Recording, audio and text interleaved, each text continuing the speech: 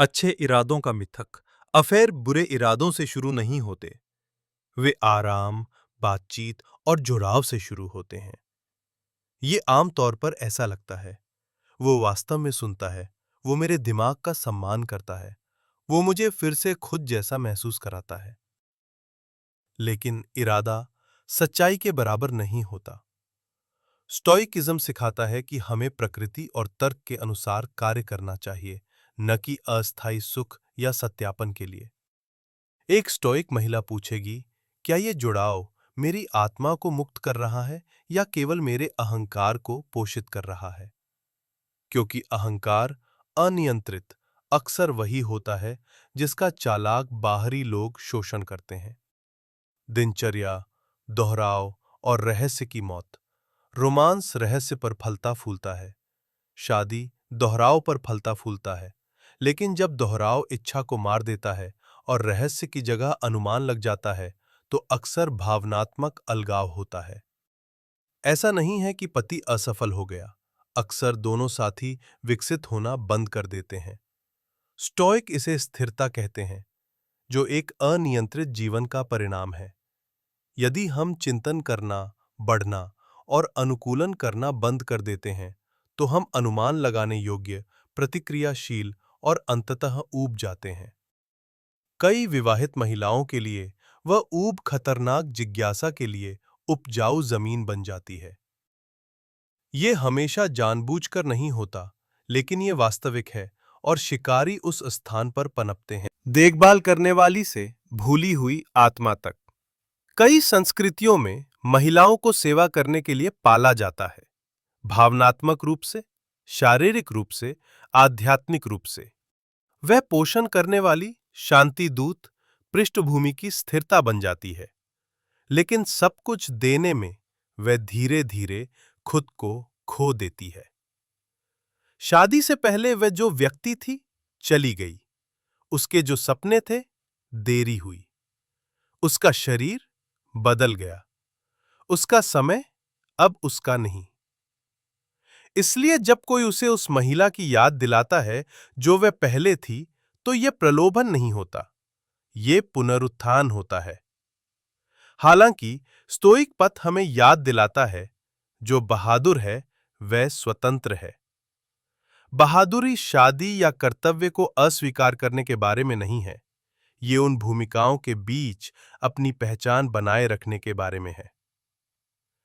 स्टोइकिज्म बनाम भावनात्मक भूख। स्टोइकिज्म मांग करता है कि हम लालसा से अलग हों, लेकिन भावनात्मक भूख को शांत करना आसान नहीं है, खासकर वर्षों के दमन के बाद। एक भावनात्मक रूप से भूखी महिला छोटे इशारों को अधिक महत्व देगी। एक तारीफ कविता जैसी लगती है। एक लंबी बातचीत एक आत्मा के जुड़ाव जैसी लगती है। आंखों के संपर्क का एक पल नियति जैसा लगता है। इस तरह भ्रम पैदा होते हैं और स्टोइकिज्म चेतावनी देता है, हम वास्तविकता से ज्यादा कल्पना में पीड़ित होते हैं। सेनेका। वह प्यार में नहीं है, वह फिर से जीवित महसूस करने के प्यार में है।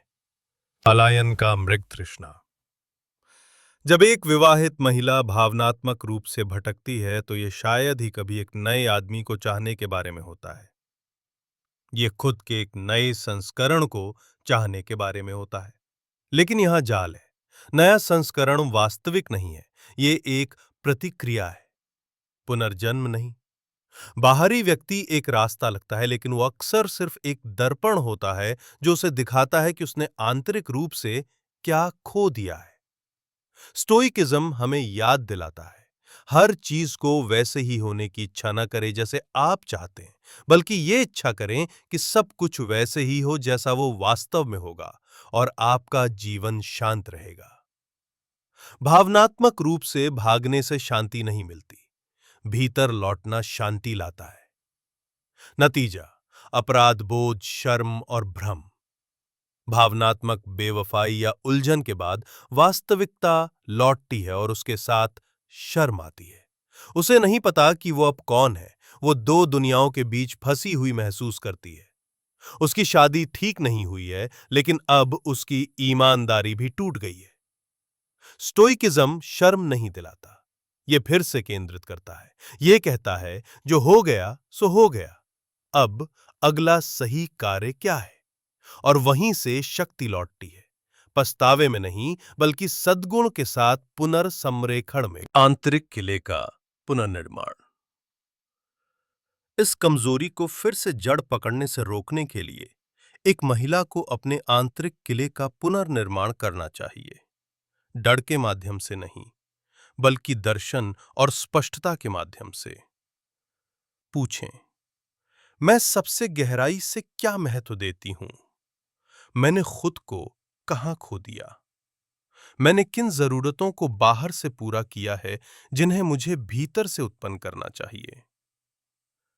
स्टोइक पथ सिखाता है कि सच्ची शांति अपनी प्रतिक्रियाओं, पहचान और अर्थ की भावना में महारत हासिल करने से आती है।